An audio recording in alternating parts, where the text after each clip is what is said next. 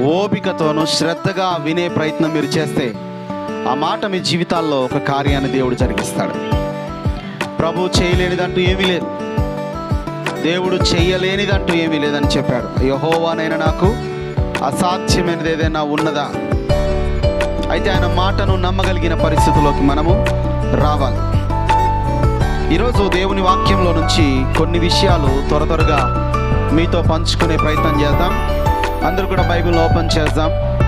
పరిశుద్ధ గ్రంథంలో నుంచి లూకా రాసిన సువార్త 15వ అధ్యాయంలో నుంచి ఒక పర్టిక్యులర్ ఉపమానాన్ని, ఒక ప్రత్యేకమైన ఒక ఉపమానమును, ఉదాహరణను మీ మధ్యలో పంచుకోవాలని ఆశపడుతూ ఉన్నాను. త్వరగా బైబిల్ ఓపెన్ చేద్దాం. లూకా సువార్త 15వ అధ్యాయం, లూక్ చాప్టర్ 15. ఈ యొక్క అధ్యాయంలో యేసు ప్రభు 3 ఉపమానాలు చెప్పాడు. మొట్టమొదటిది తప్పిపోయిన గొర్రె. ఒక మనుష్యునికి 100 గొర్రెలున్నాయి, దానిలో ఒకటి తప్పిపోయింది. తప్పిపోయిన గొర్రెను వెతుకుచూ దాన్ని కనుగొని అది దొరికినప్పుడు సంతోషముతో వచ్చి తన తోటి వారితో చెప్పాడట, పోగొట్టుకొనిన ఈ గొర్రె తిరిగి నేను వెతికి సంపాదించుకున్నాను. తప్పిపోయిన ఈ గొర్రె దొరికింది, సంతోషించండి. అంటే ఇది బయట తప్పిపోయింది, ఫీల్డ్లో తప్పిపోయింది, ఏరియాలో తప్పిపోయిన గొర్రెను ప్రభు వెతికి రక్షించిన విధానాన్ని గురించి మాట్లాడుతున్నాడు. ఇక రెండవ ఉపమానము బైబిల్లో ఇంటి లోపట తప్పిపోయిన ఒక వెండి నాణ్యం కోసం మాట్లాడుతున్నాడు. గొర్రె బయట తప్పిపోయింది, పశువులు ఉన్న వారికి దాని విలువ తెలుసు. లోపట ఒక వెండి నాణ్యం తప్పిపోయింది. 10 వెండి నాణ్యాలు కలిగిన ఒక స్త్రీ దగ్గర నుంచి ఒక వెండి నాణ్యం మిస్ అయిపోయింది. అప్పుడు ఆమె కూడా వెతికింది, చాలా వెతికి దాన్ని కనుగొన్న తర్వాత అది దొరికిన సంతోషము చేత తనతో ఉన్న వారికి చెప్పి ఆనందిస్తున్న విషయాన్ని మనం చూస్తున్నాం. 3వ ఉపమానం చెప్పాడు. ఒక తండ్రి కుమారుడు తప్పిపోయాడు.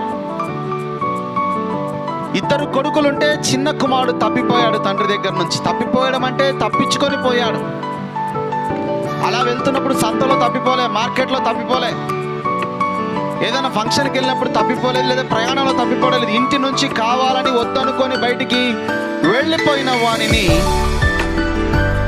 తండ్రి తిరిగి వచ్చినప్పుడు ఎలా సంతోషంగా చేర్చుకున్నాడో ఆ ఉపమానాన్ని ఇక్కడ 3వ ఉపమానంగా ప్రభు చెప్పాడు. ఈ 3 ఉపమానాల్లో ముఖ్యమైనటువంటి ఒక ఉద్దేశం ఏమిటంటే, తప్పిపోయినది తిరిగి దొరికినప్పుడు తండ్రికి కలిగే సంతోషము, తప్పిపోయి తిరిగి దొరికినప్పుడు ఆ ఇంటిలో ఉన్నటువంటి స్త్రీకి కలిగిన సంతోషము, తప్పిపోయి దొరికిన గొర్రె ఎప్పుడైతే వచ్చిందో అప్పుడు ఆ యొక్క కాపరికి కలిగిన సంతోషాన్ని ఇక్కడ మనం చూడగలుగుతాం. తప్పిపోయినప్పుడు బాధ ఎవరికైనా కలుగుతుంది, దొరికినప్పుడు సంతోషం కలుగుతుంది.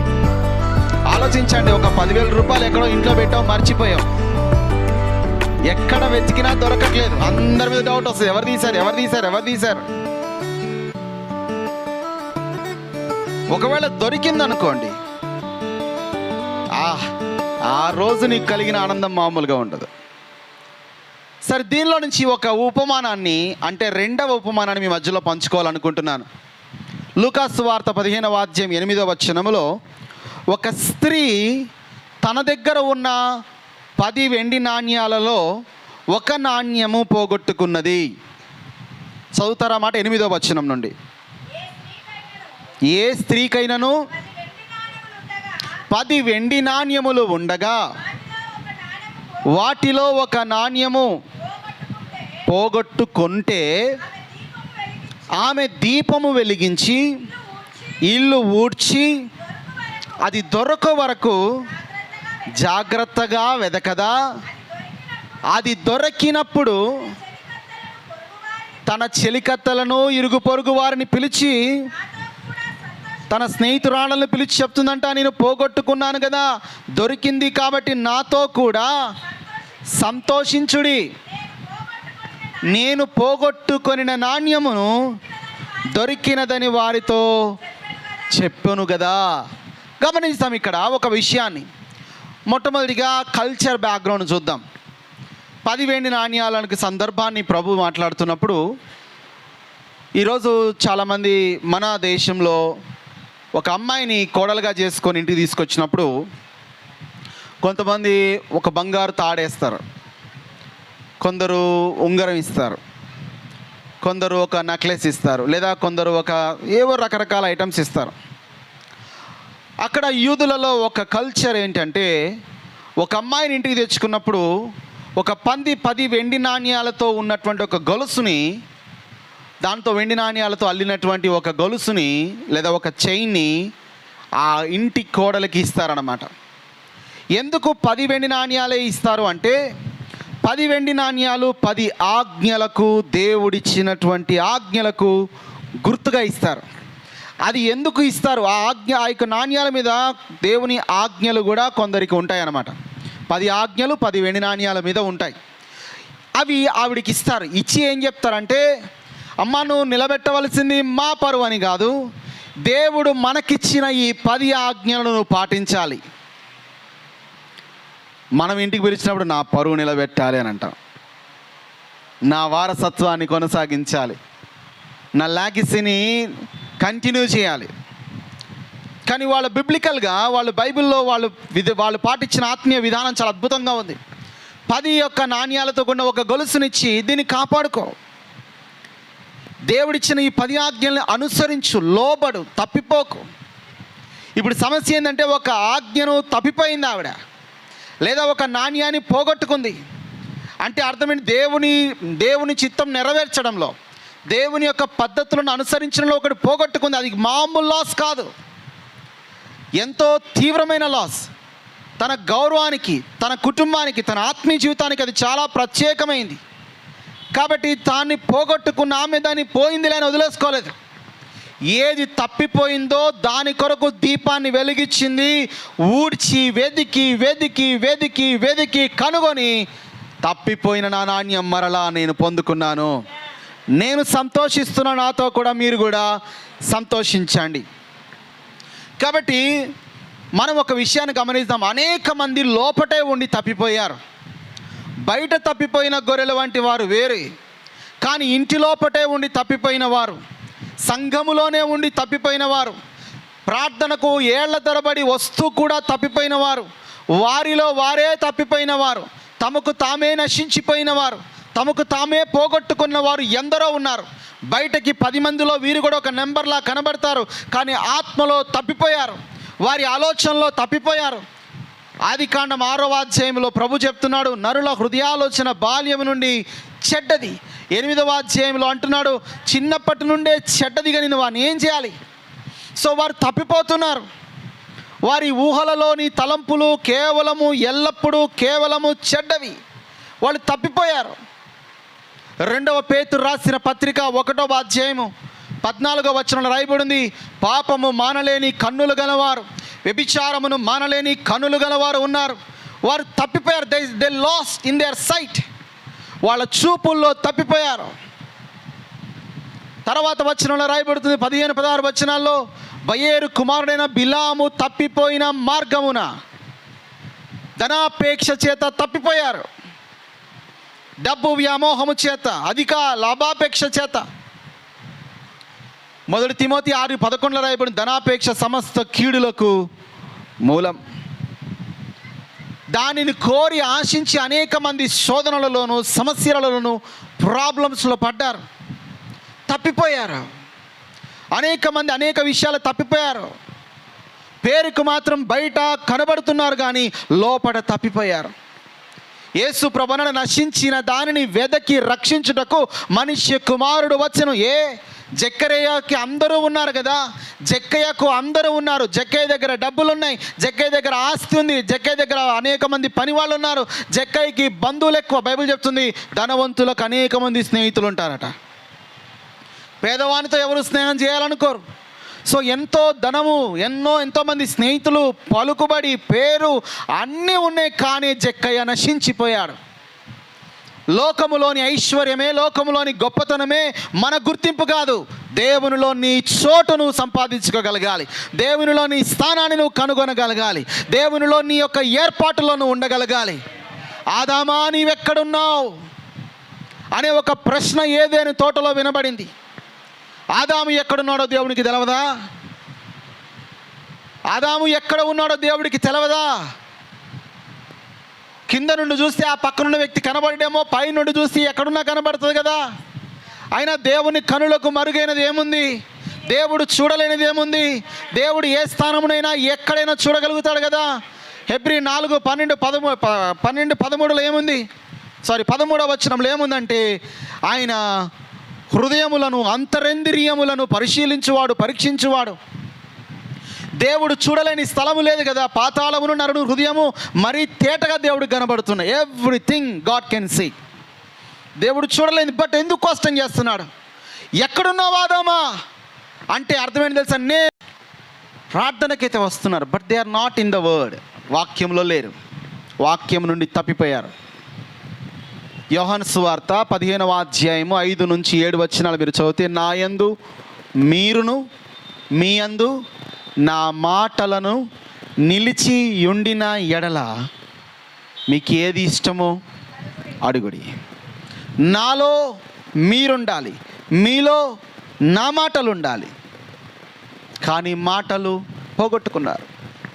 కొందరు పవిత్రతను పోగొట్టుకున్నారు, కొందరు యథార్థతను, ఫెయిర్నెస్ని పోగొట్టుకున్నారు, కొందరు ప్రార్థన జీవితాన్ని పోగొట్టుకున్నారు, కొందరు దేవునితో పెనుగులాడేటువంటి అనుభవాన్ని పోగొట్టుకున్నారు, కొందరు దైవ గ్రంథాన్ని పరిశీలించి చదివే ఆత్మీయ జీవితాన్ని పోగొట్టుకున్నారు. పోగొట్టుకున్న వాటిని పోయినట్టే వదిలేయకూడదు. అది ఎంతో విలువైనది. దానిని వెదకాల్సిన బాధ్యత మన మీద ఉంది. దేవుడైతే విలువైనవే మనకిచ్చాడు, దేవుడు మనకు ప్రాముఖ్యమైనవి, అమూల్యమైనవే ఇచ్చాడు. వాటిని పోగొట్టుకుంటే, జరిగిపోతే, అక్కడి నుంచి తప్పిపోతే తిరిగి వాటిని వెదికి కనుగొనవలసిన బాధ్యత మనది. దేవునికి స్తోత్రం చెప్పండి గడిగా. హల్లెలూయా చెప్పండి గడిగా. 2 చేతుల పైకి దేవునికి స్తోత్రం చెప్తాం గడిగా. ఈ యొక్క సిల్వర్ కాయిన్ యొక్క ఉద్దేశం ఏంటంటే, ప్రభు యొక్క రక్షణను, ఎందుకంటే వెండి చేత విమోచించాలి. ఓల్డ్ టెస్టమెంట్ కాన్సెప్ట్ ఏంటంటే, వెండి చేత కొంటారు, వెండి చేత విమోచిస్తారు. వెండి చేత కొనబడిన దాసుడైతే అని బైబిల్లో కనబడుతుంటుంది అనేక చోట్ల. సో వెండి చేత విమోచించడము లేక రిడెంప్షన్. పేతురు రాసిన పత్రిక 18-19 వచనాల్లో రాయబడింది, దేవుడు వెండి బంగారముల వంటి క్షయమైన వస్తువుల చేత మనల్ని కొనలేదు, కానీ అమూల్యమైన రక్తము చేత, ప్రశస్తమైన ప్రభు కృప చేత మనల్ని కొన్నాడు, విమోచించాడు అని పేతురు చెప్తూ ఉన్నాడు. హల్లెలూయా చెప్పండి గట్టిగా. నీవు తప్పిపోయినప్పుడు, రక్షణలో తప్పిపోయినప్పుడు తిరిగి సంపాదించడం వదిలేసుకుంటే, దాన్ని నిర్లక్ష్యం చేస్తే తిరిగి నిన్ను బాగు చేయడం అసాధ్యం. హెబ్రీ 6:4-7 వచనాల్లో రాయబడింది, ఒకసారి వెలిగింపబడి పరసంబంధమైన వరములను రుచి చూసి దేవుని యొక్క జీవవాక్యమును, శక్తివంతమైన కృపను అనుభవించి తప్పిపోయిన ఎడల వారిని నూతన పరచడము. అందుకే మీకు తెలుసా, పడుకున్న వాడిని లేపచ్చు, పడుకున్న వాడిని మనము తట్టి లేపచ్చు, కానీ పడుకున్నట్టు నటిస్తున్న వాడిని ఎట్లా లేపుతావు? సామెత ఊరికే వచ్చిందా? నీకు తెలవకపోతే, అరే ఇది కాదురా కరెక్టు, ఇలా చెయ్యిరా అని చెప్పి నేర్పించచ్చు. పోనీ నీకు అన్నీ తెలిసిన వాడివైతే నీకు గుర్తు చేయొచ్చు, నీవు తెలిసినదే కదా అని. కానీ తెలిసి తెలవనట్టుగా మందబుద్ధి కలిగి నటించేవారు, పైకి భక్తి గల వారిలాగా కనబడేవారు, లోపల శక్తి లేదు, భక్తి లేదు, ప్రార్థన లేదు, లోపల మాత్రం ఒకటి బయటకు లాగున్నవాడిని ఏం చేయగలుగుతాం? What we can do? ప్రభు చెప్తున్నాడు, నువ్వు ఎక్కడ తప్పిపోతున్నావు అక్కడి నుంచి బయటికి రావాలి. పేరుకు మాత్రం అందరి ఎదుట గొప్పవాడు అనిపించుకుంటావు. నేను చాలా మంచి సీనియర్ సిటిజన్ తెలుసా? మీరు చూడండి, కొన్నిసార్లు బస్సులు ఎక్కినప్పుడు పెద్దలు వచ్చి నిలబడుతుంటారు. అక్కడ ఆల్రెడీ రాస్తుంటుంది, దయచేసి సీనియర్ సిటిజన్స్కి ఆ సీట్ని ఇవ్వండి అని. మరి వాళ్ళు నిలబడినప్పుడు మనం ఇవ్వాలని చెప్తాం కదా. కొన్నిసార్లు మనం నిలబడం, కొంతమంది అతి ఉత్సాహం చూపుతారు, కొంతమంది సీనియర్ సిటిజన్. నేను చూశాను చాలామంది, అంతే నేను సీనియర్ సిటిజన్ నీకు ఎలా లేగో అని అంటాడు వాడు రుబాబుకి వచ్చి. మనం కూడా నేను చాలా సీనియర్ తెలుసా చర్చిలో, దేనిలో సీనియర్ అయ్యా? ప్రార్థనలోనా, వాక్యంలోనా, విశ్వాసంలోనా, లోబడ్డంలోనా, పవిత్రతలోనా, పనిచేయడంలోనా, ప్రభుని వెంబడించడంలోనా, ప్రభు సిలువను మోయటలోనా, ప్రభు కొరకు శ్రమపడుటలోనా? దేనిలో యువర్ సీనియర్? దేని కొరకు సీనియర్? జస్ట్ ఇయర్స్ లెక్క పెట్టుకోవడానికా? నెంబర్స్ని లెక్క పెట్టడానికా? నో. తప్పిపోతున్నవేవైనా ఉంటే వాటిని వెదికించే ప్రయత్నం చేయాలా? వెదకే ప్రయత్నము నువ్వు ఎఫర్ట్ తీసుకొని కొంచెం శ్రమపడి వెతకాలి. హల్లెలూయా. దేవుడు వాక్యములు, అందుకే ఒక పాస్టర్ గారు చెప్పారట, నువ్వు వాక్యం విని వెళ్ళిపోతున్నావయ్యా? కాదు, విన్న వాక్యము నీ జీవితంలో నెరవేర్చబడాలని దేవుడి దగ్గర గోజాడు. ఆ వాక్యము నీలో నెరవేర్చబడి ఆ వాక్యం రియాలిటీలోకి వచ్చే వరకు దేవుడి దగ్గర కన్నీరు గార్చి గోజాడు, ప్రార్థన చేయి. తప్పిపోయావు కదా, తప్పిపోయిన స్థితిని మరలా పొందే వరకు దేవుడి దగ్గర ప్రార్థిస్తూనే ఉండన్నాడట ఆయన. హల్లెలూయా. లేకుంటే వినువారు మాత్రమే ఉండి మనల్ని మనం ఏం చేసుకుంటున్నాము? మోసగించుకునే ప్రజల్లో మనం ఉన్నాం. తప్పిపోయింది వదిలేలేదు ఆవిడ. ఏం చేసింది?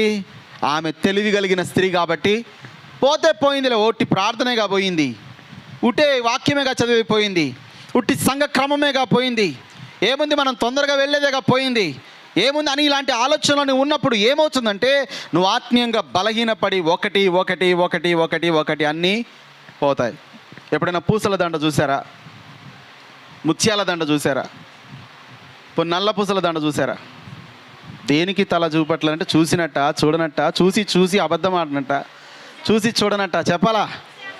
చూసారా? ఒక్క పూస తెగిపోయింది అనుకోండి ముడిలో నుంచి, ఏమవుతుంది? పోతే పోయింది ఒకటేనంటే బాగానే ఉండును, కానీ దాన్ని తిరిగి కట్టే ప్రయత్నం చేసినా నిలవదు. ఒక్క పూసతో పాటు అన్నీ వెళ్ళిపోతాయి. You may lose all. అన్నీ పోగొట్టుకునే అవకాశం ఉంది. అరే ఎట్లా పోగొడతాం? వెతుక్కుందాం. దేవునికి స్తోత్రం. హల్లెలూయా. వెతుక్కుందాం. డబ్బు కంటే విలువైంది భక్తి, ఆస్తి కంటే విలువైంది ప్రార్థనా జీవితం. వెతుక్కుందాం, వదిలిపెట్టద్దు. ఆ స్త్రీ తెలివిగలదు కాబట్టి ఏం చేసింది? దీపాన్ని వెలిగించింది. అందరు చెప్పాలి గడిగా, మళ్ళీ చెప్పాలి గడిగా. దేవుడి లోకానికి వచ్చిందే వెలిగించడానికి. నరుని ఆత్మ యెహోవా పెట్టిన దీపం. ఈ దీపాన్ని వెలిగించడానికి యేసే వచ్చాడు. యోహాను సువార్త 1వ అధ్యాయం 4వ వచనం, ఆయనలో జీవం ఉండెను, ఆ జీవం మనుష్యులకు వెలుగై ఉండెను. ఆయనలో ఏమున్నదట? జీవం ఉంది. ఆ జీవం మనిషికి వెలుగునిస్తుంది, లేక వెలుగుగా మనల్ని వెలిగిస్తుంది, దీపాన్ని వెలిగిస్తుంది. ఆయన యందు విశ్వాసం ఉంచినప్పుడు వారి దీపం వెలిగించబడుతుంది. యోహాను సువార్త 1:9 నిజమైన వెలుగు ఉండెను, అది లోకములో వచ్చుచు ప్రతి మనుష్యుని వెలిగిస్తుంది. నిజమైన వెలుగుంది. నేను ఆ వెలుగును గురించి సాక్షిని మాత్రమే. బాప్తిజం ఇచ్చి యోహాను అంటున్నాడు, నేను కాదు వెలుగుని. నువ్వు ఆ ప్రవక్తవా? కాదు. నీవు మెస్సయ్యవా? కాదు. మరి నీవు ఎవడివని చెప్పాలి? మమ్మల్ని పంపిన వారికి మేమేమని చెప్పాలి? ఒక వెలుగుంది, నిజమైన వెలుగుంది, అందరినీ వెలిగించే వెలుగు. అది శాశ్వతమైన వెలుగు, పరలోకపు వెలుగు, సత్యమనే వెలుగు. దానిలో నెమ్మది ఉంది. యేసు ప్రభువు అన్నాడు యోహాను సువార్త 8:12, నేను లోకమునకు వెలుగుని, లోకమునకు నేను వెలుగుని. యోహాను సువార్త 12:46 మీరు చదివినప్పుడు అంటున్నాడు ఆయన, నేను మిమ్మల్ని వెలిగించినట్లుగా లేక మిమ్మల్ని వెలుగు సంబంధులుగా చేయనట్లుగా నేను వచ్చి ఉన్నాను. నా యందు విశ్వాసం ఉంచువాడు వెలుగులో నడుస్తాడు, జీవపు వెలుగులో నడుస్తాడు. హల్లెలూయా. దేవుడు ఏమై ఉన్నాడట? వెలుగై ఉన్నాడు. చెప్పాలి గట్టిగా, చేతులు పైకెత్తి చెప్పండి అమ్మా. ఎంత కష్టపడి చేతులు పనిచేస్తాయి కదా మీకు రోజు. ఇక్కడ మాత్రం చప్పట్లు కొట్టడానికి, చేతులు ఎత్తడానికి, నోరు ఎత్తడానికి, స్తుతించడానికి, మోకరించడానికి, నిలబడడానికి 6 దినములు కష్టపడి పని చేసుకోమని పనిచ్చిన దేవునికి ఒక్క గంటలో 5 నిమిషాలు స్తుతించడానికి నోరు రాకపోతే ఎట్లా? మరి ఏం చేస్తున్నారంటారు అందరు కలిసి? చెప్పాలి గడిగా హల్లెలూయా. ఒకసారి నేను ఒక ఫేస్బుక్లో ఒక ఫోటో చూసాను. అది చాలా ఎంత మంచిగా అనిపించిందంటే, 2 కోడులు పెట్టాడు. ఇక్కడ ఒక కోడి, ఇక్కడ ఒక కోడి. అంటే కంట్రీ కోడి తెలుసుగా, నాటుకోళ్ళు కనబడతాయి రంగురంగు కలర్లో. ఒక కోడి ఏమన్నా ఫస్ట్ చాలా నీట్గా చక్కగా బొద్దుగా కనబడుతుంది ఒక ఫోటో ఒక పక్కన. ఈ పక్కన మొత్తం బొచ్చంతా ఇలా పైకి లేచిపోయి చిందర వందర అయిపోయి మొత్తం ఇలా కనబడుతుంది. ఈ కోడి దగ్గర పైన ఏం పెట్టంటే బిఫోర్ గోయింగ్ చర్చ్ అని ఉంది. ఈ యొక్క బొచ్చు ఇట్లా పైకి లేచి మొత్తం ఎంట్రుకలని ఇలా అయిపోయింది, దానికి ఆఫ్టర్ ఇది చర్చ్ అని ఉంది. I like it really. వచ్చిన వాళ్ళు చక్కా నలగకుండా కూర్చొని పోతారు. వీళ్ళు ఒక క్యాలరీ కూడా బర్న్ చేయరు. కష్టపడి చెమటోర్చి పని చేస్తున్నాం కదా, కష్టపడి చప్పట్లు కూడా తప్పేంటండి? హల్లెలూయా. మారాలట్లా. చర్చ్ 4 గంటలు నడవాలి. చెన్నైలో ఒక చర్చ్ 8 గంటలు నడుస్తుందంట. I loved it that church. Praise the Lord. 8 గంటలు ఎంత అద్భుతంగా ఉంచారండి వినడానికి. 8 hours a day. ఉద్యోగం చేస్తున్నప్పుడు 8 hours a day చర్చ్లో కూర్చోవాలి పోయి. కానీ ఆ చర్చ్లో అద్భుతాలు, మహత్కార్యాలు, గొప్ప కార్యాలు, మహా ఘనకార్యాలు జరుగుతానన్నాయి. గంట ప్రార్థన, ఆరాధన, వాక్యము 5 ప్రసంగాలు చేస్తారట చర్చ్లో ఆదివారం. 1 కాదు 2 కాదు 5 మెసేజెస్. ఎంత అద్భుతంగా ఉంది. త్వరలో మనం కూడా స్టార్ట్ చేద్దాం. 2-3 చప్పట్లు కొట్టారు, ఒక 5-6 మంది హల్లెలూయా అన్నారు. అంటే ఈ 3 5 ఏందేని అమ్మా? ఎంతైంది అంటే ఇది దేవునికి గుర్తే, దేవునికి స్తోత్రం. అలాగ జరుగుతుంది. దేవుడు మహిమగలను గాక. చెప్పండి దేవునికి.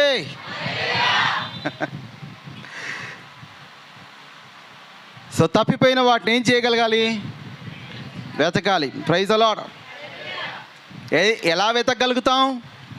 దీపాన్ని వెలిగిస్తేనే. అపోస్తుల కార్యం 1వ అధ్యాయాన్ని మీరు గమనించినప్పుడు, యేసు ప్రభు పునరుద్ధానుడైన తర్వాత ఆయన ఆరోహణమై వెళ్ళిపోయేటప్పుడు ఆ ఒలీవల కొండ మీద నుండి తన శిష్యులకు చెప్తాడు, మీరు యెరూషలేము నుండి వెళ్ళక నా వలన వినిన తండ్రి యొక్క వాగ్దానము మీరు పొందునట్లుగా మీరు ఎదురు చూడండి అన్నాడు. ఆ మాట చెప్పినప్పుడు 500 మంది ఉన్నారని పౌలు చెప్పాడు. కానీ ఆయన మాట నమ్మి వెళ్ళిన వారు 120 మంది మేడగదిలో. ఈ 120 మంది మేడగదిలో వాళ్ళు డైరెక్ట్గా ఒలీవల కొండ నుంచి యెరూషలేమునకు వెళ్ళారు. మేడగదిలోకి వెళ్ళారు. 120 మంది ఉన్నారు. వాళ్ళందరూ కూడా దేవునికి ప్రార్థిస్తూ, స్తుతిస్తూ, ఎదురు చూస్తూ ఉన్నారు. ఈ 10 రోజులు ప్రార్థిస్తూ, స్తుతిస్తూ, ఎదురు చూస్తూ ఉండగా వారిలో ఒక ఆత్మ సంబంధమైన ఉజ్జీవం ప్రారంభమైంది. చెప్పాలి, ఏం స్టార్ట్ అయింది వారిలో? గట్టిగా చెప్పాలి మాట.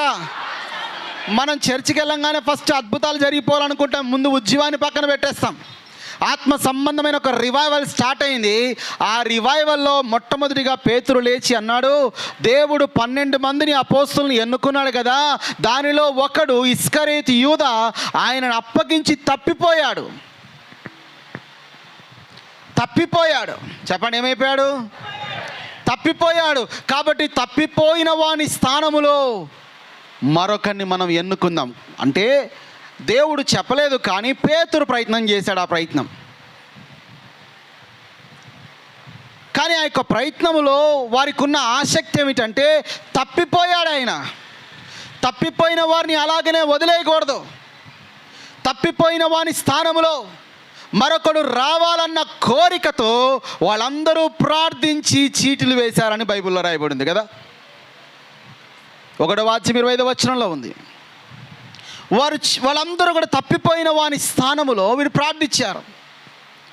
ఈరోజు అనేక మంది సేవకులు తప్పిపోయారు ధనాపేక్ష చేత.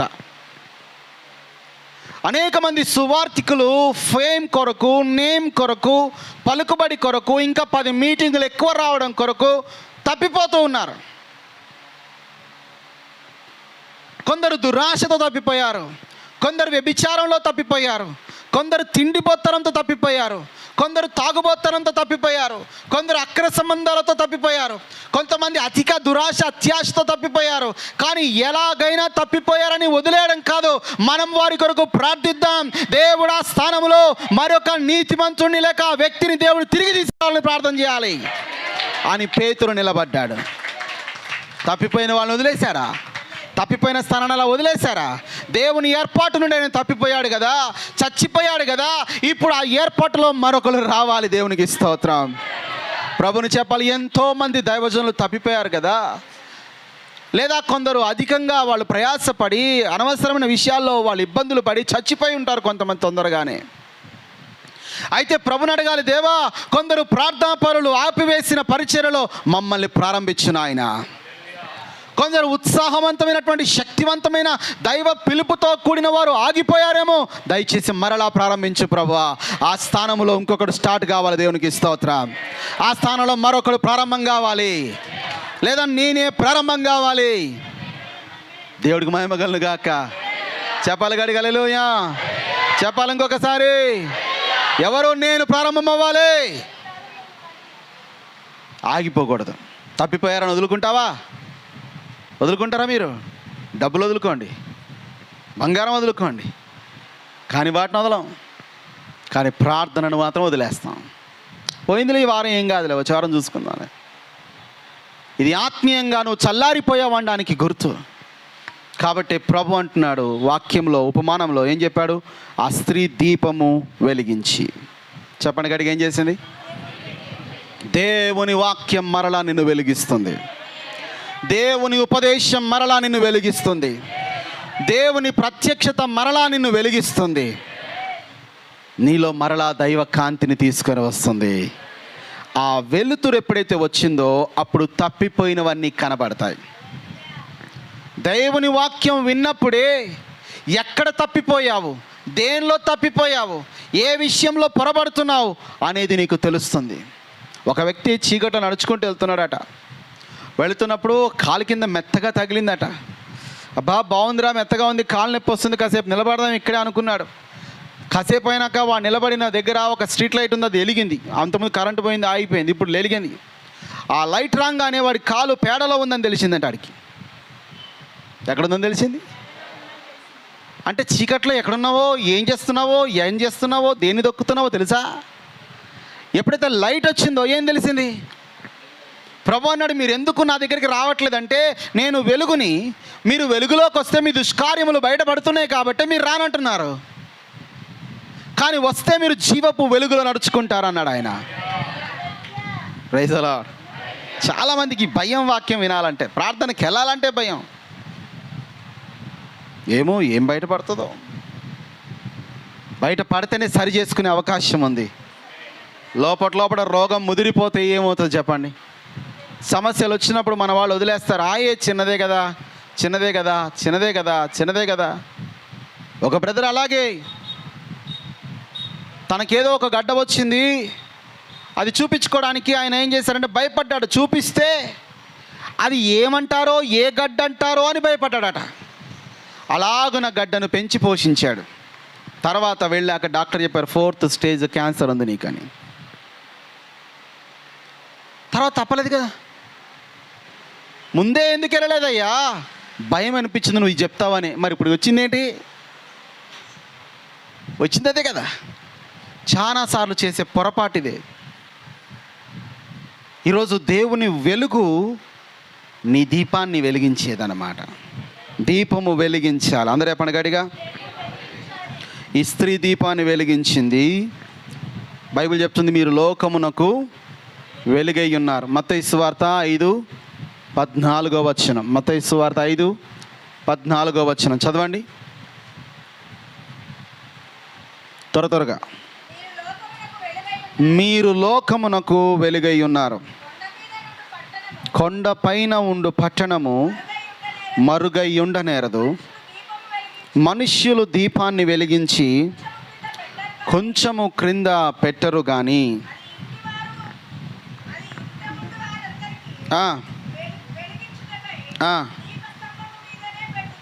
చూడండి, దేవుడు ఏం చెప్తున్నాడు? దీపము ఒకటి వెలిగించబడాలి, రెండవది దీప స్తంభం మీద ఉంచబడాలి. వెలిగించబడితే సరిపోదు, అది ఉండవలసిన స్థానములో ఉండవలసిన ఎత్తైన చోట ఉండాలి. ఈ యొక్క దీపస్తంభానికి సంబంధించి బైబిల్ 2 విషయాలు తెలియజేస్తుంది. ఒకటి, దీపస్తంభము ఎవరనగా అభిషక్తుడైన దైవజనుడు అని.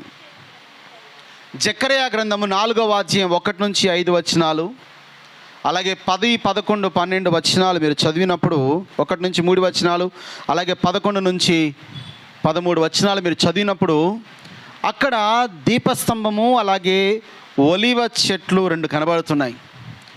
ఈ జకర్యా అడుగుతున్నాడు, ఏమిటయ్యా ఈ యొక్క దీపస్తంభము, ఏమిటయ్యా ఈ యొక్క ఒలీవ చెట్లు అన్నప్పుడు దాని యొక్క వివరణ ఇస్తున్నాడు అక్కడ దేవుని దూత. అంటే దైవజనుడు అనగా కేవలం ఒక మనిషి కాదు, దైవోపదేశమును తీసుకొని వచ్చువాడు అని అర్థం. దేవుని ప్రణాళికను, దేవుని సత్యమును తెలియజేసేవాడని అర్థం. కేవలం ఒక నెంబర్గానో పాస్టర్గానో మాత్రమే కాదు, ఆయన మన దీపమును మనల్ని ఎత్తైన చోట ఉంచగలిగిన వాడు అని అర్థం. ఎందుకయ్యా అంటే నిన్ను దేవుడు వెలిగించింది ఎత్తైన చోటులో ఉండడానికే. అంటే దైవ ఉపదేశం మీద నువ్వు ఉండాలి, దైవ కట్టుబాటు మీద నీవు ఉండాలి, దైవ క్రమంలో నువ్వు ఉండాలి, దేవుని మార్గంలో నీవు ఉండాలి, దేవుని యొక్క సన్నిధిలో నీవు ఉండాలి. ఆ పని చేసేవాడు దేవుని సేవకుడు. Praise the Lord. ఆ యొక్క దీపములో తైలం పోసేవాడు ఎవడయ్యా అంటే అభిషక్తుడైన దైవ సేవకుడే. ఏమిటి ఆ 2 ఒలీవ చెట్లు? ఏమిటి ఆ 2 ఒలీవ చెట్లు అంటే ఏం చెప్పాడు? ఆ యొక్క దీపం వెలుగుటకు అవసరమైన తైలమును పోయి అభిషక్తులైన దైవజనులే. 11వ వచనంలో రాయబడి ఉంది. దేవుని ఉపదేశము, దేవుని క్రమాన్ని, దేవుని సత్యాన్ని, దేవుని ఆలోచన, దేవుని విధానాన్ని, దేవుని కట్టడను తెలియజేస్తూ మనం ఆరిపోకుండా నిత్యము వెలుగుతూ ఉండడానికి కావలసిన ఆ ప్రోత్సాహాన్ని, ప్రోద్బలాన్ని కలిగించేవాడు దేవుని సేవకుడు. దీపం ఆరిపోతున్నప్పుడు దానికి నూనె పోయాలి. దీపం కొన్నిసార్లు మసకబారిపోతున్నప్పుడు దాన్ని శుభ్రం చేయాలి. దానికి గాలి తగలకుండా దానికి అడ్డు పెట్టగలగాలి. అందుకే దీపవృక్షాన్ని, సమూకపు రొట్టెల బల్లను సద్దే పని యాజకులకు ఇచ్చాడు దేవుడు. రొట్టెలు సద్దాలి. క్రైస్తవ సంఘాన్ని క్రమపరచడంలో, సంఘముల యొక్క విశ్వాసులను సరైన పద్ధతిలో నడిపించడంలో ఆ బాధ్యతను దేవుడు వారికి ఇచ్చాడు. దీపవృక్షాన్ని వాళ్ళు సరిచేయాలి, దాన్ని నింపగలగాలి, దాన్ని సెట్ చేయగలగాలి, ఆరిపోకుండా చూసుకోగలగాలి, దేవుని నిబంధనను కాపాడాలి. కొన్నిసార్లు పాస్టర్ గారు చెప్తున్నప్పుడు ఎందుకు పాస్టర్ గారు అన్నిట్లో ఎందుకు ప్రతిదానికి ఇలా ఉండాలి, అలా ఉండాలి, అలా చెప్తాడు మనకు తెలియదా అనుకుంటారు. ఇంటర్ఫీర్ అవుతున్నాడేమో అనిపిస్తుంది. దేనికి ఇంటర్ఫీర్ అవ్వట్లేదు. లోకపరమైన విషయాల్లో, కుటుంబపరమైన విషయాలు ఇంటర్ఫీర్ అవ్వట్లేడు. అది ఆత్మీయ విషయాలను సరిచేసే బాధ్యత గలవాడు. కాబట్టి నువ్వు కరెక్ట్గా లేవు నాన్న, కరెక్ట్గా ఉండు. ఈ విషయంలో బలహీనంగా ఉన్నావు, బలపడు. ఈ విషయంలో నువ్వు అతి ఉత్సాహాన్ని చూపుతున్నావు, సరిగ్గా ఉండు అని నిన్ను సరిచేస్తున్నాడు, వెలగడానికి ప్రయత్నిస్తున్నాడు. నన్ను సెట్ చేయొద్దు, నన్ను వదిలేండి. అలాగా నిన్ను వదిలేస్తే ఏమైపోతావు? నీ దీపంలో నూనె పోయకుండా వదిలేస్తే ఏమైపోతావు? నిన్ను సరి చేయకుండా వదిలేస్తే ఏమైపోతావు? నిన్ను పట్టించుకోకుండా వదిలేస్తే ఏమైపోతావు? ఆలోచించండి మీరే. దేవుడు అందుకనే వారి ఆత్మలను కాయు బాధ్యతను దైవ సేవకులుగా ఇచ్చాడు. కాబట్టి వారి మాట విని వారికి లోబడండి, వారిని బాధ పెట్టకండి. ఎందుకంటే వారు చెప్పింది నీ ఆత్మీయ జీవితం కొరకే. హెబ్రీయులకు రాసిన పత్రిక 13:17 ఉంది, చూడండి ఒకసారి. మీ పైన నాయకులుగా ఉన్నవారు లెక్క ఒప్ప చెప్పవలసిన వారి వలె మీ ఆత్మలు కాయిచున్నారు గనుక. చదవాలా? నేను ముగిస్తాను త్వరలోనే, కానీ మీరు జాగ్రత్తగా వినాలి. హెబ్రీయులకు రాసిన పత్రిక 13:17 చదవాలి. హీబ్రూస్ 13:17. త్వరగా దొరకలేదా?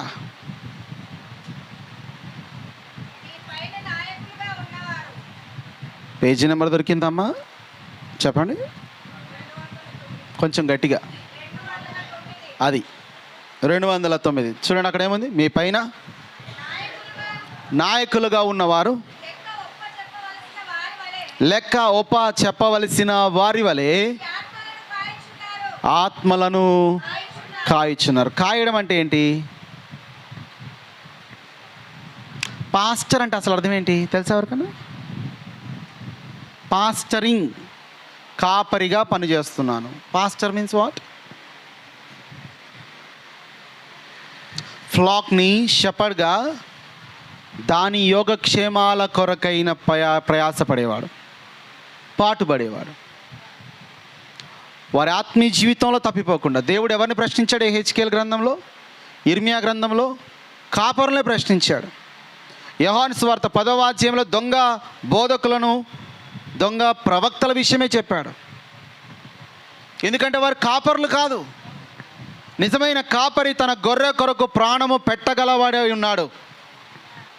దాని యొక్క ఆత్మీయ స్థితి కొరకు, దాని యొక్క ఆత్మీయ అభివృద్ధి కొరకు ప్రయాస పడగలిగిన వాడే ఉన్నాడు. 10 సార్లు ఇల్లు తిరగడం కాదు, 10 సార్లు గృహదర్శనం కోసం మాట్లాడతలేదు, కానీ వాని ఆత్మీయ జీవితం కొరకు తాను ఏమి చేయగలుగుతాడో ఒకసారి ఒక పాస్టర్ గారు చెప్పాడు, అయ్యా నేను 10 సార్లు నీ ఇంటికి తిరుగుతుంది, నా డబ్బుల కొరకు కాదు, నువ్వు ఇచ్చే కాను కోసం కాదు, నువ్వు ఇచ్చే వాటర్ బాటిల్ కోసం కాదు, నువ్వు ఇచ్చే భోజనం కోసం కాదు, తప్పిపోతుంటే ఎక్కడైనా మరలా సరిచేసి నిన్ను దేవుని ఎదుట నిలబెట్టగలగాలి ఆయన వచ్చినప్పుడని ఆశతో వచ్చానయ్యా అన్నాడట. మనం లేకపోతే ఆయనకు దినం గడవదు అనుకోకండి. దినాలు మీ ఆధీనంలో లేవు, దైవాధీనంలో ఉన్నాయి. దేవుడు అవకాశం ఇచ్చాడు అంతే. అనేక మంది విధవరాండ్రుండి ఉండినా ఎలీషాను పోషించుటకు ఒక విధవరాలికే అవకాశం ఇచ్చాడు. అనేక మంది నయమాను లాంటి కుష్ఠవ్యాధి గల వారు ఆ దేశంలో ఉన్న స్వస్థత పొందే భాగ్యం ఒక్క నయమానికే అనుగ్రహించాడు. యేసు ప్రభు చెప్తున్నాడు, అనేక దేశాలు ఉన్నా మొట్టమొదటిగా రక్షణ ఇజ్రాయెల్ దేశానికే వచ్చింది. మీరు తృణీకరిస్తున్నారు. ఇది ప్రభు చెప్పుకుంటూ వచ్చాడు. భాగ్యం అందరికీ దొరకలే. డబ్బులు దొరకచ్చు కానీ భాగ్యం దొరకదు. పొగడ్తలు దొరకచ్చు, నిన్ను పొగిడేవారు దొరకచ్చు, కానీ నిన్ను సరిచేసేవాడు దొరకడం నీ అదృష్టం. నిన్ను ప్రేమించి నిన్ను సరిదిద్దేవాడు దొరకడం నీ అదృష్టం. హల్లెలూయా. కానీ మన బైబిల్ ఏం చెప్తుంది? బుద్ధిహీనుని గద్దింపకము, వాడు తిరగబడతాడు, కానీ జ్ఞానం గలవాడిని గద్దిస్తే వాడు ప్రేమిస్తాడు. Praise the lord. గద్దింపు అంటే వాడిని ఎంతసేపు డిస్కరేజ్ చేసి, డిస్క్రిమినేషన్ చేసి తగ్గించడం కాదు. ఇట్ మీన్స్ వాడిని దేవుని వాక్యము చేత ప్రోత్సహించి, హెచ్చరించి, వాడు క్షేమాభివృద్ధి, వాడు దేవునిలో ఎదిగేటట్టుగా ప్రయాసపడడం. దేవుడి మహిమగలుగాక. దీపస్తంభం మీద దీపం వెలిగించి ఉంచాలి. వెలిగించబడిన వారందరూ దీపస్తంభమున దగ్గరికి రావాలి. అందుకే ప్రకటనల గ్రంథం 1వ అధ్యాయం 20వ వచనములో దేవుని సంఘాన్ని దీపస్తంభముతో పోల్చాడు. 7 దీపస్తంభములు 7 సంఘములై ఉన్నాయి. 7 దీపస్తంభములు 7 సంఘములై ఉన్నాయి. సంఘము అంటే దేవుని ఉపదేశం మీద కట్టబడినది. సంఘము అనగా దేవుని ఆలోచన మీద కట్టబడినది. సంఘము అనగా దేవుని క్రమములో ఉంచబడినది. హల్లెలూయా. దేవుని సంఘము దీపస్తంభంతో పోల్చబడింది. అదే 2వ అధ్యాయంలో మాట్లాడుతున్నాడు, ఇంకా నువ్వు మొదటి ప్రేమను వదిలి తిరుగుతున్నావు ఓ సంఘమా, నువ్వు మారు మనసు పొందితే సరి, లేకపోతే నేను నీ వద్దకు వచ్చి నీ దీపస్తంభమును దాని చోటు నుండి తీసివేస్తాను. నీ పరిచర్య క్రమము, నీ పరిచర్య, నీ పిలుపు, నీ ఏర్పాటుని సైతము దేవుడు పక్కన పెట్టగలిగిన వాడు. Praise the lord.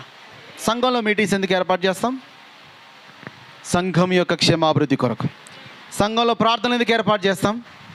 సంఘస్థులు ఈ ప్రార్థన ద్వారా తప్పిపోకుండా బలపడగడానికి కొరకు, ఏదో ఒక విషయం తెలుసుకోవడం కొరకు. అవునా కాదా? తప్పిపోయిన వారిని వెదకటకే ప్రభు వచ్చాడు కదా. తప్పిపోకుండా బలపరచడానికి ఏదో సంఘం ఉంది. సంఘంలోని సేవకుడు తన ఉపదేశం ద్వారా సంఘాన్ని వెలిగిస్తూ వెలిగేటట్టు చూసుకోవాల్సిన బాధ్యత అయినది కదా. ఏం ప్రార్థన అంటే ఏం చెప్తారు? ఎవరైనా ఏం చెప్పలేదుగా. అందుకే నీకు ఈరోజు అర్థం కావాలి, నీ ఆత్మీయ జీవితంలో కూడా తప్పిపోయినవి ఏవైనా ఉంటే, నీ కుటుంబంలో తప్పిపోయినవి ఏవైనా ఉంటే దేవుని వాక్యం వెలిగించి ఆ వెలుతురులో, వాక్యం అనే దేవుని యొక్క వెలుతురులో తప్పిపోయిన నీ పద్ధతులు సరి చేసుకో. తప్పిపోయావేమో దేనిలో అన్నా, నువ్వు దేవుని దగ్గర తిరిగి పొందుకో. అయితే దేవుడు అన్నాడు, తిరిగి పొందేటప్పుడు నువ్వు ఇలా తప్పిపోయావు కాబట్టి నీకు ఇలాగే జరగాలి అని గొర్రెను గురించి కాపరి అనలే. తప్పిపోయినప్పుడు నాణ్యము నువ్వు ఇలాగే కావాలి అని ఆ నాణ్యాన్ని గురించి స్త్రీ అనలే. తప్పిపోయినప్పుడు కుమారుడు వెళ్ళిపోయి తిరిగి వచ్చిన తర్వాత నువ్వు ఇట్లనే కావాలరా నన్ను వదిలిపోయినందుకు అనలే, వచ్చినందుకు సంతోషించాడు. చెప్పండి గడిగా, ఇంకొకసారి గడి చెప్పండి, ఏమయ్యాడు? నీవు తప్పిపోయి దొరికితే తండ్రి సంతోషిస్తాడు. నీ ఒక పొరపాటుని సరి చేసుకుంటే నీ దేవుడు సంతోషిస్తాడు. ఒక పద్ధతిని సరి చేసుకుంటే దేవుడు సంతోషిస్తాడు. ఒక వాక్యమును, ఒక క్రమాన్ని నువ్వు తప్పిపోతే దాన్ని సరి చేసుకుంటే తండ్రి అయిన దేవుడు సంతోషిస్తాడు. ఎందుకంటే మొట్టమొదటిగా సంతోషించేవాడు ఆయనే సంతోషిస్తాడు. ఆయన సంఘ కాపరి సంతోషిస్తాడు. ఆయన సంఘము సంతోషిస్తుంది. ఒక మనిషి రక్షణ పొందుతుండగా దేవదూతల సమూహమంతయు తొంగి చూస్తుంది, పరిశుద్ధ సమూహమంతా తొంగి చూస్తుంది. ఒక గొప్ప వేడుక జరుగుతుంది. ఎందుకంటే తప్పిపోయి దొరికెను, చచ్చిపోయి బ్రతికెను. నీ తమ్ముడు తప్పిపోయి దొరికాడు, చచ్చిపోయి బతికాడు, కాబట్టి అతని విషయమే సంతోషించడము ఇది మనకు యుక్తమే అన్నాడు తండ్రి. హల్లెలూయా. అన్న బాధపడ్డాడు, వాడు అంత తప్పు చేసినా వాడిని ఎలా ఆదరించావని. కానీ తండ్రి అన్నాడు, వాడు ఆల్రెడీ చచ్చి బతికాడు, తప్పిపోయి దొరికాడు. వానికి విందు చేయడం వల్ల, విందులో మనం ఆనందించడం వల్ల తప్పేమీ లేదు. ఎందుకంటే ఆస్తి పోతే మరలా సంపాదించుకుంటాడు, మరలా తన జీవితాన్ని కట్టుకోగలుగుతాడు. కానీ వాడు దొరికాడు, అదే గొప్ప విషయం. హల్లెలూయా. ఈరోజు నువ్వు ఏం డబ్బులు పోయినాయా, ఆరోగ్యం పోయిందా, ఇవి పోయినాయి అని బాధపడకు. నువ్వు తిరిగి వస్తే దేవుని దగ్గరికి, మిగతావన్నీ తిరిగి సంపాదించే పని దేవుడు చూసుకుంటాడు. మిగతావన్నీ సెట్ చేసే పని దేవుడు చూస్తాడు. నీవు మాత్రం ఆనందించి ఆయన విందులో ప్రవేశిస్తావు. దేవుడు మిమ్మల్ని దీవించును గాక. కళ్ళు మూసుకుందాం, ప్రార్థన చేద్దాం. ప్రేమ కలిగిన ప్రభువా, మీకు వందనాలు. ఒక తీర్మానం తీసుకుందాం, ఎవరికి వారు ఒక నిర్ణయంలోకి వద్దాం.